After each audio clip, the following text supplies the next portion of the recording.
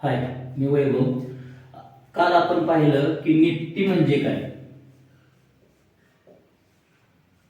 Nifty म्हणजे काय, तर निफ्टी 50 म्हणजे 50 कंपन्यांचे ऍव्हरेज कॅल्क्युलेशन. ऍव्हरेज कॅल्क्युलेशन की निफ्टी दाखवते. तसंच सेन्सेक्स पण काय आहे, इंडेक्स आहे.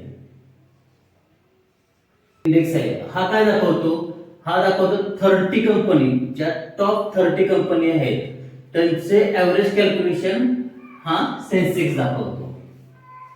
Top 30 companies average calculation. त्याच पद्धतीने बँक निफ्टी पण असते. तर बँक निफ्टी पण हा काय इंडेक्स आहे.